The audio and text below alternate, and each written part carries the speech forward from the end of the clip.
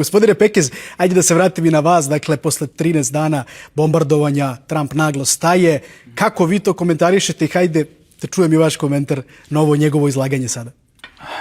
Pa komentarišem tako što Amerikanci prosto nisu uspjeli u svojim inicijalnim namerama sa kojima su započeli ovu agresiju 28. februara. Mislim da je to sada svima jasno i da to ne možete više prikriti čak ni uz sve ove njegove pokušaje i tu silnu propagandu i njihove izjave. Jednostavno činjenica je da su Amerikanci pokušali da igraju na tu efikasnost, na silnost i da kroz taj blitzkrieg probaju da obezglave iransko rukovodstvo. Oni jesu, moramo to priznati, delimično uspjeli u tome i Trump je najavljivao tu svoju strategiju i u Venecueli, spominjao je Kubu da bi tu mogao također da targetira Raula Castra i pa je onda Kasema Sulemanija u svom prvom mandatu također ubio u Iraku, čini mi se. Dakle, ta njegova strategija je dala rezultate vrlo delimično i mislim da je on tu poprilično podcenio dakle, iransku snagu unutrašnju, jer vi kad jednom njih obezglavite, izraste nova glava, minimum jedna, možda i dve i to radikalnije, i svaki put kada se pojavi nova glava, onda Amerikanci se ponovo naoštravaju i naoružavaju, a svakoj toj novoj fazi oni su već degradirali svoje ciljeve i moraju da se bave pitanjima kojima nikad nisu morali do sad kada se bave, to je recimo Moreus. Tako da to, pazite, nije strategija koja nije poznata, upotrebljivana je više puta kroz istoriju. Možda je najbolji primjer upravo nacistička invazija na Sovjetski savez 1941. Barbarossa operacija je u stvari bila blitzkrieg i onda su u jednom momentu shvatili da su previše zaglibili u Rusiju, da ne mogu da se izvuku, i mislim da će Amerikanci vremenom tako u Iranu da prođu ako budu pokušavali do kraja da izvuku svoje ciljeve, a druga opcija im je da se da negde vide zaista Iran kao suverenu zemlju, da probaju sa njima koliko toliko ravnopravno da komuniciraju bar privremeno dok ne prođu izbori ili dok se neki ti američki privremeni, ajde kažemo, unutrašnji ciljevi ne stabilizuju i njihova situacija tamo. Ali, eto, vidjet ćemo koliko su zapravo Amerikanci spremni daleko da idu. Ja kažem da ovo sada, ovih posljednjih 10-12 dana napada nisu imali apsolutno nikakve veze sa februarskim operacijama. Pogledajte koji su to ciljevi, dakle imaju apsolutno nikakvih dodirnih tačaka sa onim prvim.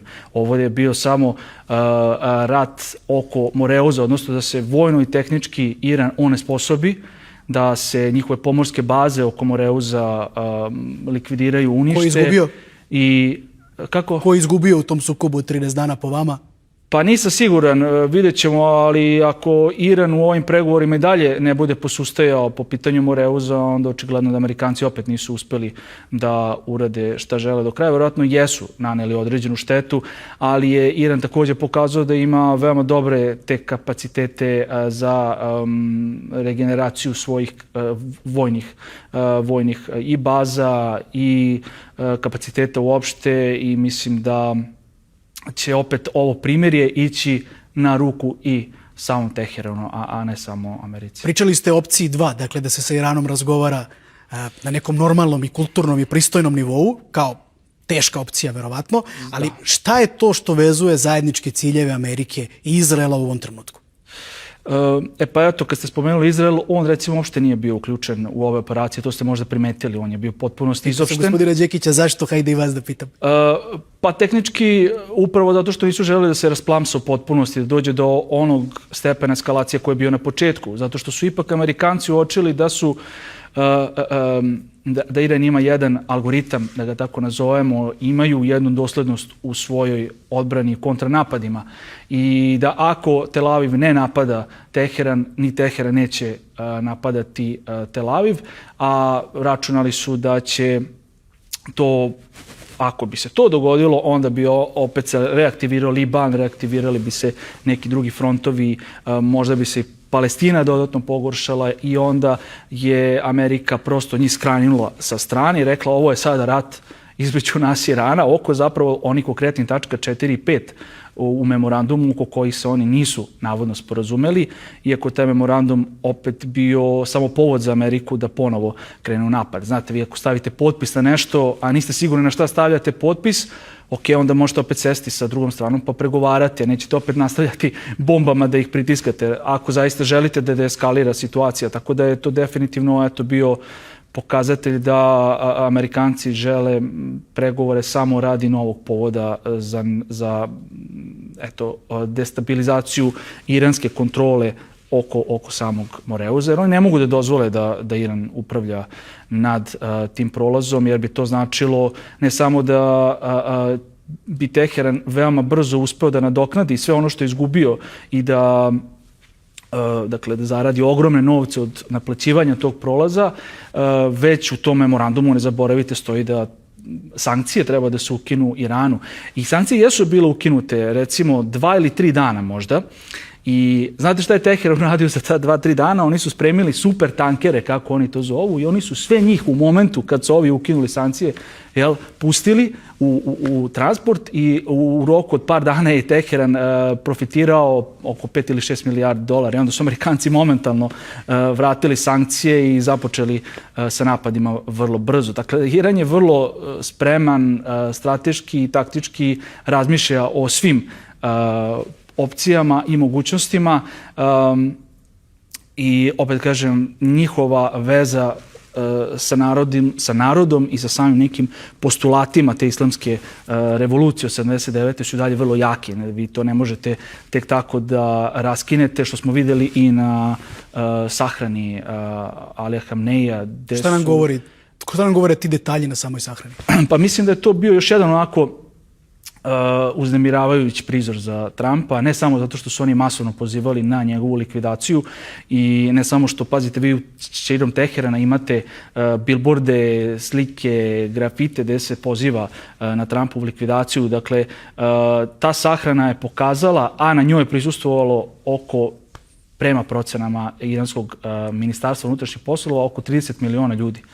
Što nije u potpunosti nemoguće, ali evo čak neki pola od toga, to je dalje ogromna količina, ogroman broj ljudi na jednom mjestu, koji zapravo pokazuje da nije tačno kako su to Amerikanci hteli da predstave na početku, da je to samo neki režim koji se održava nasiljem, kriminalom, korupcijom, već da tu postoji određeni legitimitet i znate, vi ne možete, kao što rekao njih, da razvojite, dakle, kažete, rukovodstvo je iransko jedno, mi ćemo njih da likvidiramo, a onda će iranski narod da se raduje tome.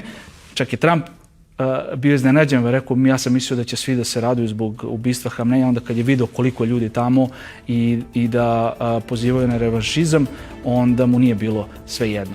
Tako da to nam sve govori o podcenjivanju, opet kažem, te iranske unutrašnje snage i njihove koordinacije, strategije, taktičke. Mislim da su do sada pokazali da dosta dobro barataju svim ovim aspektima. Sad, gospodine Pekez, da vas pitam šta se dešava u Jemenu, može li tamo građanski rat da se rasplansa dodatno?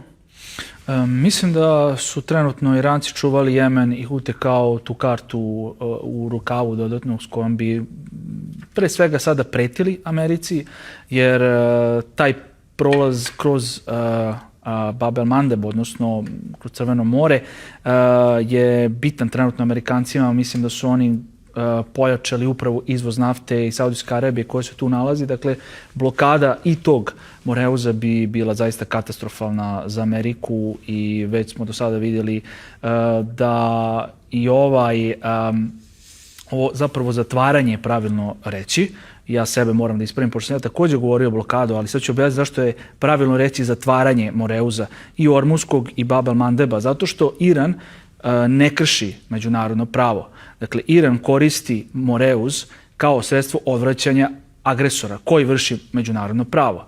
Ali ako Amerikanci prave spoljašnju blokadu kao što su radili jedno vreme, to jeste blokada. zato što to jeste kršenje međunarodnog prava, se nalazite u tuđim vodama i vi ste agresor i kao što rekoh, zbog vas je i započeta ona inicijalno zatvaranje. Dakle, to je veoma bitno terminološki. Postoji velika razlika. Postoji velika razlika zato što smo u jednom momentu u onom primjeru imali tu jednu navalu američkih propagandnih aktera da nam govore o tome kako, to Iran, zamislite, krši međunarodno pravo sa zatvaranjem Oreoza, a eto, to smo sad objasnili da apsolutno nije tačno i dakle vrlo je bitno da se držimo redosleda hronoloških i uzroka i posljedice, da slučajno se ne desi kao što su oni u tom momentu pokušavali da posljedicu agresije predstave kao uzrok i onda vi možete tako beskonačno da pravdate nove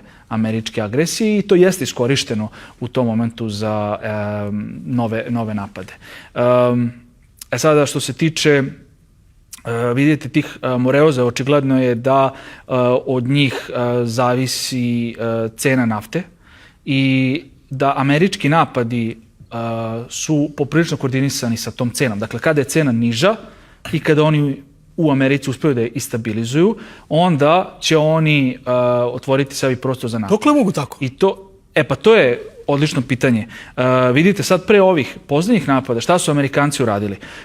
Osim što su zapravo još od februara pojačali domaću proizvodnju na rekordnih 13,93 miliona barela dnevno, također su počeli da nenormalno puno troše svoje strateške rezerve nafte. Tako da su oni u jednom momentu, pre recimo nedelju dana, došli do nivoa rezervi koji su imali 1982. godine. Dakle, to pokazuje da oni itekako plaćaju cenu za nove napade i da će to naravno osjetiti i građani u Americi i kako oni troše te rezerve i kompenzuju u stvari, tako uspevaju i da stabilizuju tu cenu. I ona se stvarno držala tih 10 dana na neki $90 otprilike, što je bilo veoma prihvatljivo, ali evo kako je skočila posljednjih nekoliko dana na 100, možda čak bilo jače, oni su odmah prekinuli napade i kao sad su ušli u nove pregovore. Dakle, treba pratiti tu cenu nafte, mislim da je ona objektivan parametar za predviđanje šta će Amerikanci i dalje uraditi. Samo u jednoj rečenici, smo bliži miru ili eskalaciji? To zavisi od Amerike, vidjet ćemo koliko oni mogu zapravo da izdrže sve ove cene, skokove i koliko oni mogu da se konsoliduju, naročito zbog izbora. Ne treba zaboraviti da tu postoji neka unutrašnje sada drvljenja sa demokratama koji pokušavaju također ovo da ograniče nekako. Biće zanimljivo, ali mislim da također zavisi od toga koliko mogu da zaštite američke vojnike. Ako oni budu nastavljali da ginu, neće Amerika dugo.